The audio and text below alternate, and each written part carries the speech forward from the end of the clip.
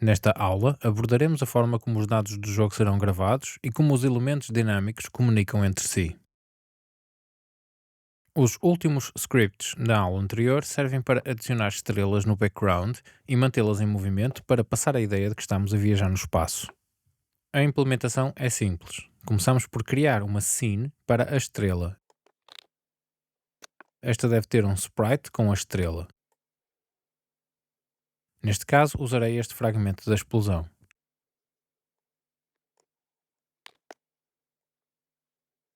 Para que a estrela não fique muito grande, podemos alterar a escala para 0,5, por exemplo.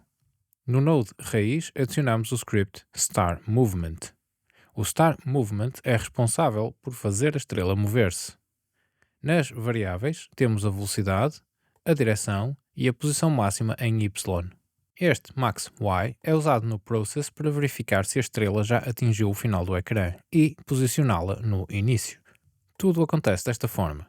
A position é atualizada conforme a velocidade e a duração do frame. Se a posição atingir o máximo com uma margem de 10 pixels para assegurar que está totalmente fora da imagem, o valor y da position é invertido de positivo para negativo, fazendo a estrela voltar para o cimo do ecrã. Isto é um processo cíclico, repetindo-se infinitamente e dando a ilusão de que há sempre novas estrelas a aparecer no topo e outras a sair na parte de baixo. Na realidade, são sempre as mesmas que passam de baixo para cima. O método startStar é declarado com dois argumentos. Ele espera um valor para a velocidade e outro para a posição máxima em y. Ao receber esses valores, as variáveis internas do script serão atualizadas para os valores recebidos. Este método serve para configurar a estrela a partir do exterior. Mas o que é que configura a estrela? No node raiz do level 1, adicionamos um novo node 2D e renomeamos para Background Stars. Adicionamos o script Background Stars e nas variáveis adicionamos a estrela, o número de estrelas e a velocidade delas. Este script, de uma forma geral, serve para adicionar estrelas dentro dos limites do ecrã e atribuir-lhes uma velocidade. Isso é feito no método ready. O primeiro passo é verificar o tamanho da câmara para calcular quais as posições mínimas e máximas, tanto no eixo X como no eixo Y. Assim que temos esses valores, corremos o processo de instanciar estrelas, mas para que este processo corra o número de vezes necessárias para instanciar todas as estrelas, usamos um for loop. O for loop repete enquanto uma determinada condição for verdadeira. Assim, for int i igual a 0, i menor que star count i mais, funciona da seguinte forma. Dentro dos parênteses temos três partes: a inicialização, a condição e a iteração. Na inicialização, declara-se uma variável com um valor inicial. Na condição, a lógica que mantém o for loop a funcionar. Na iteração, a operação que atualiza a variável do loop após cada execução do seu corpo. O contador i começa com o valor 0, e como i é menor que star count, que é 100, o que está dentro das chavetas seguintes vai acontecer. No final, i++ incrementa uma unidade o valor de i. No loop seguinte, i, agora com o valor 1, ainda é menor que 100, e o loop volta a acontecer. Isto vai repetir 100 vezes, pois quando i não for menor que 100, porque também já chegou ao 100, o loop é abandonado e o código continua na linha depois da chaveta que fecha o for loop. E o que é que acontece dentro do for loop? O instanciamento das estrelas. Se o loop acontece 100 vezes, 100 estrelas são instanciadas. O processo de instanciamento é semelhante aos outros já usados nesta série.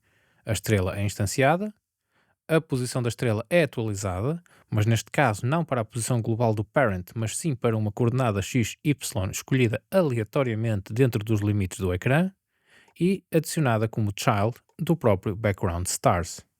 Depois da estrela ser colocada no local, o script Star Movement dentro da estrela é chamado e o valor y máximo e velocidades são atualizados.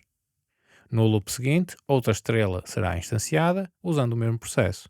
No final do for loop, teremos um campo de estrelas que se move em sincronia de cima para baixo. No entanto, na demonstração anterior, tínhamos várias estrelas a mover-se com velocidades diferentes.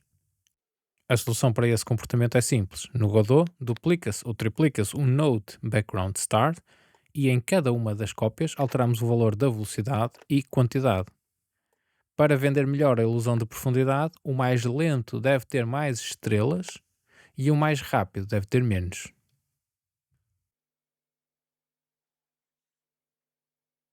Só falta a cor de fundo. Para isso, adicionamos um Color Rect, expandido para o tamanho da câmera e com a cor correta, no meu caso um azul escuro.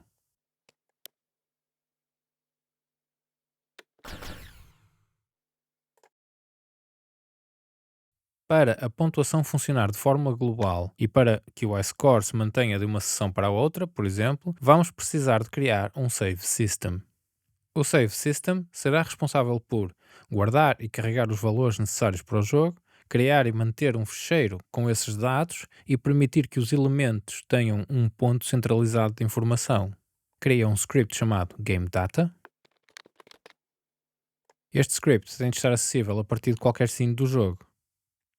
Em Project Settings, no separador Autoload, abrimos o fecheiro GameData e adicionámo-lo à lista.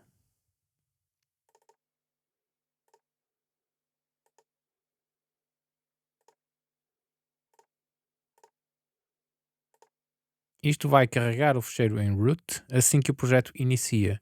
Para aceder ao script, basta fazer uma referência no ready de qualquer outro script e podemos facilmente alterar as variáveis públicas, e estas variáveis são exatamente onde os dados do jogo vão estar disponíveis. Copia integralmente o script GameData aqui mostrado. As primeiras 4 variáveis servirão o jogo, contabilizando a pontuação, o iScore, a vida do jogador e quantos inimigos ainda estão em cena. As 4 seguintes albergam dados relativos à gravação do fecheiro, como o nome do fecheiro, a localização do fecheiro, a password para encriptar e desencriptar o fecheiro e a última com a password já traduzida num formato que o encriptador precisa. ConfigFile é uma classe do Godot já preparada para gravar e ler fecheiros, e é esta classe que vamos usar para manter os dados do jogo seguros. Porque o config.file vai necessitar de saber onde está o fecheiro e a chave de encriptação, a primeira coisa que fazemos é preparar o caminho para a pasta e criar essa chave a partir da nossa password. User refere-se à pasta do usuário no sistema e será diferente em cada computador. Depois disto, em File Path, temos todo o diretório especificado. A key será codificada para hexadecimal e ficará assim. Depois, iniciamos a classe config.file e corremos o método loadData para carregar os dados gravados. Isto acontece logo no início do jogo, sempre que o jogador inicia o executável. Contudo, nem sempre haverá fecheiro. Na primeira utilização, o fecheiro ainda não existe e este loadData vai dar erro. Para evitar isso, no loadData começamos por verificar se o fecheiro existe. Se não existir, criamos um novo com os valores das variáveis neste momento, que será 0. Save Data grava, criando um fecheiro novo todas as vezes, e é por esta razão que simplesmente gravamos o fecheiro para criar um fecheiro novo. Este vai ser construído de raiz e gravado na pasta, criando ou substituindo o que lá estiver. Depois disso, os dados no fecheiro são lidos e colocados nas variáveis. Aqui só o fazemos ao iScore porque as outras vão sempre ser inicializadas no decorrer do jogo. O config.file grava e lê dados organizados com 2 referências, a secção e o nome do dado. O terceiro argumento serve em getValue para iniciar um valor por defeito, caso o fecheiro não tenha essa referência, e em setValue para definir o valor a gravar. O método saveData faz o que o nome indica, grava os dados das variáveis no fecheiro. Este começa por chamar o método updateConfigFile, que cria um fecheiro novo e atualiza todas as variáveis para os respectivos campos. Depois, grava o fecheiro no disco encriptado. A encriptação é importante para salvaguardar a veracidade dos valores. A título de exemplo, vou gravar o fecheiro sem encriptação para mostrar a diferença. Ao correr o jogo, o GameData irá criar o fecheiro, desta vez não encriptado, e gravar os dados lá dentro, como já descrito. Mas, se editarmos o fecheiro, os dados estão disponíveis, fáceis de ler e alterar. Já que estamos aqui, podemos ver claramente a secção e os dados organizados nas respectivas identificações. Ora, se o jogador gravar estes novos números, poderá voltar ao jogo e ir para a internet gabar-se de ter o melhor iScore de sempre. Para evitar isso, usamos a encriptação que torna os dados ilegíveis. A única forma de aceder aos dados é desencriptar usando a chave que está no script. Resumindo, o script Save Data tem diversos métodos específicos para cada uma das funções que esperamos dele. O load carrega os dados, o save grava os dados e o update atualiza os dados antes da gravação. Estes métodos são utilizados pelos elementos do jogo para manter a progressão do jogo registada. Para modificar os dados, temos que procurar um local onde esta operação faça sentido.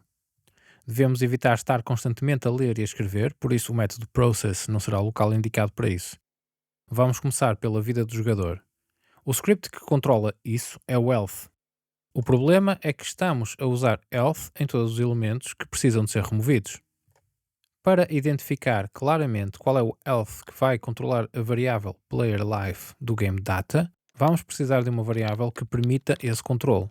Ao mesmo tempo, será necessário ter acesso ao game data. Para isso, precisamos de uma variável com uma referência ao game data e em ready procurar pelo script que está em root. Para alterar o valor em game data, chamamos simplesmente a variável para depositar lá o valor e corremos o método que grava o valor no fecheiro. Contudo, não esquecer que isto só deve acontecer no health que está no player, por isso vamos precisar de verificar essa condição. Fazemos isso logo aqui no final do ready para que o nível comece com o valor correto. Esta operação deve ser copiada para o final do increase health, de forma a manter o valor dentro do limite, e também para logo a seguir à subtração do decrease health, para guardar o valor antes do player ser destruído. Se usarmos um print, podemos ver o valor em GameData ser alterado a cada impacto. No Godot, no elemento player, temos de assinalar o health do player para que este trabalhe de acordo com o esperado.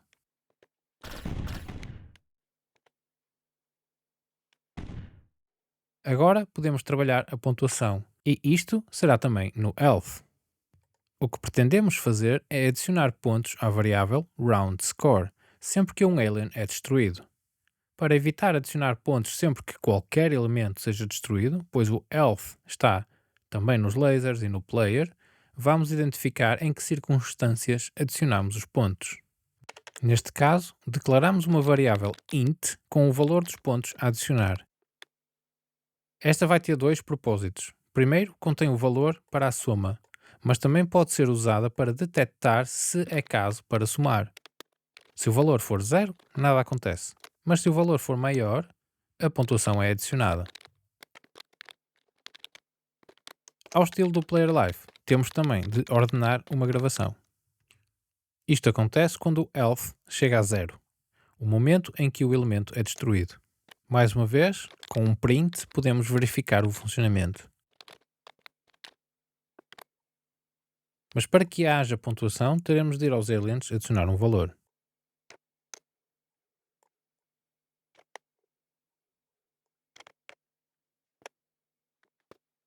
Ao correr o jogo, vemos que estamos a aumentar o score, mas não o iScore. Para isso, sempre que se aumenta a pontuação, verificamos se esta já atingiu ou ultrapassou o iScore, e se sim, gravamos o mesmo valor em iScore. Como podemos ver, sempre que atingimos o iScore, ele atualiza. E se corrermos o jogo uma segunda vez, verificamos que o Save System está a gravar a informação, pois o valor de iScore antigo manteve-se. O que fica a faltar é escrever estes dados na janela de jogo e não no output. Na cena Level 1 adicionamos um node chamado Control. Estes nodes verdes são relativos à interface.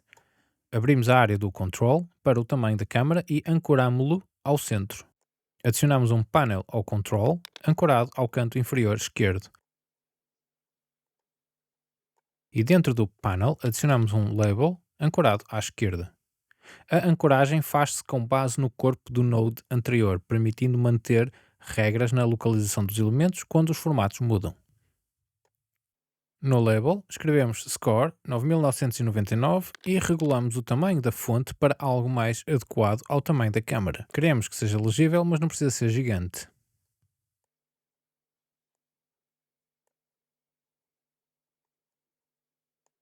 Com o tamanho do texto definido, ajustamos as dimensões do label e do panel para ficarem mais coerentes.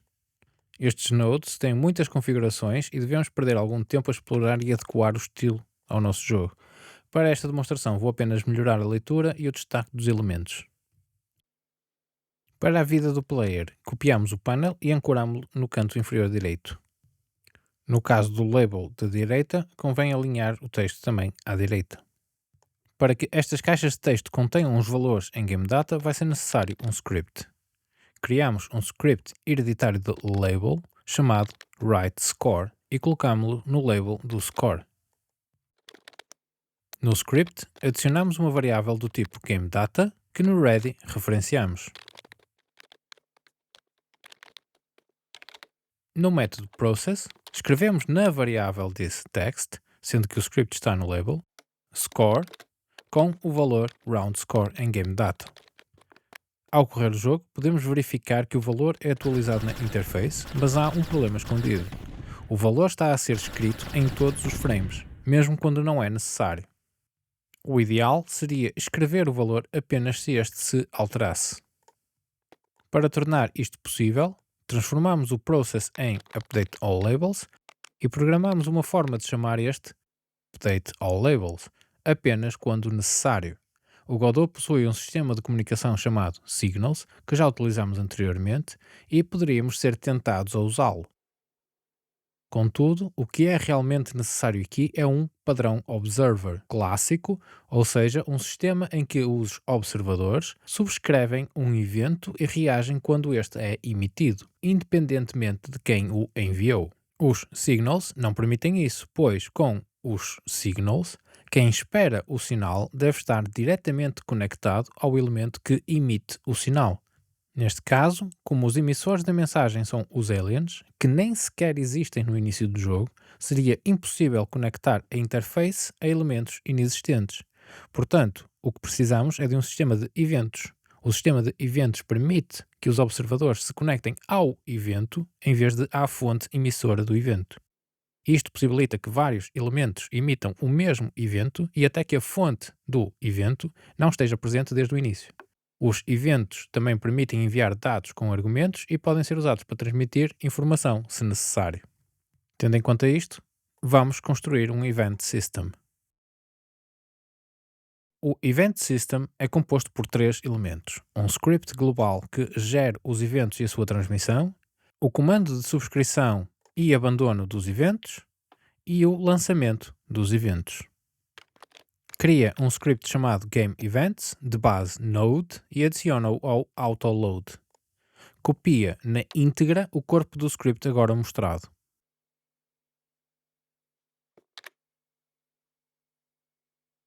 O primeiro passo é a declaração de uma variável estática, current, para referenciar o próprio script.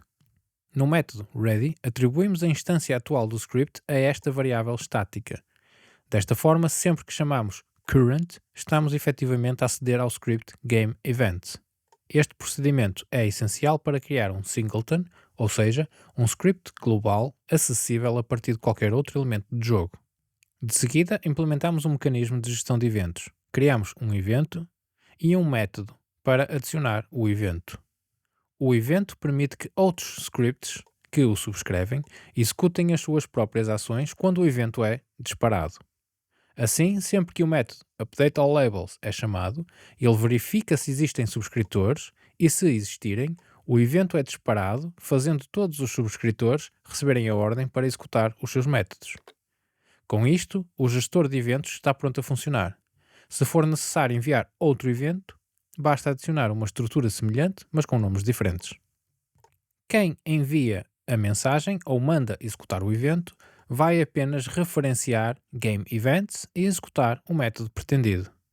Assim, no script elf, onde alteramos a pontuação e a vida do jogador, adicionamos após o save data a seguinte linha de código: Game Events, Current, Update All Labels. Assim, sempre que a pontuação ou a vida forem alterados, o evento é lançado e as caixas de texto escrevem um novo valor.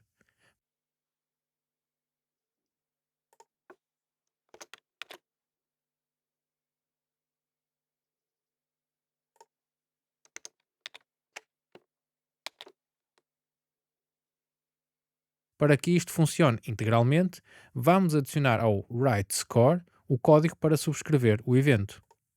Em write score, fazemos disparar logo em ready o método update all labels para que o jogo comece com os valores atualizados. Para fazer este update all labels subscrever o evento, só temos de o adicionar à variável em game events. Notem que o sinal mais igual é usado para adicionar o método ao evento e não estamos a somar como fazemos com as contagens. Se quiserem, imaginem que estamos a incrementar este método à lista de métodos que o evento executa. Contudo, por vezes, o elemento que subscreve desaparece do jogo, como os aliens quando são destruídos. Se o Game Events chamar um método subscrito que já não existe, vão acontecer erros, e para evitar isso, devemos remover a subscrição no momento do desaparecimento do script. Para tal, adicionamos este método, que é executado quando removemos o elemento, contendo o código inverso, com o sinal menos igual. Isto remove este método do evento. Resumindo, o Game Events contém as variáveis para albergar a lista de receptores e os métodos que os emissores usam para disparar os eventos. Quem executa o evento só tem de chamar Game Events e o nome do método a executar. Os receptores subscrevem o evento assinalando qual o método que vai correr e anulam a subscrição quando são eliminados. Simples. Ao correr o jogo, aparentemente temos o mesmo comportamento. O valor muda quando um alien é destruído. Mas, na realidade, em vez de estarmos todos os frames a escrever o mesmo valor, estamos só a atualizar quando é necessário. Dito isto, e tendo este script funcional, duplicamos o script write score e mudamos o nome para write player life, adicionando-o ao label da direita. No código, mudamos o nome da classe para write player life, como no nome do script, e alteramos o texto para usar a variável player life do game data com life entre aspas. Ao correr o jogo, podemos ver ambos os painéis a atualizar a informação.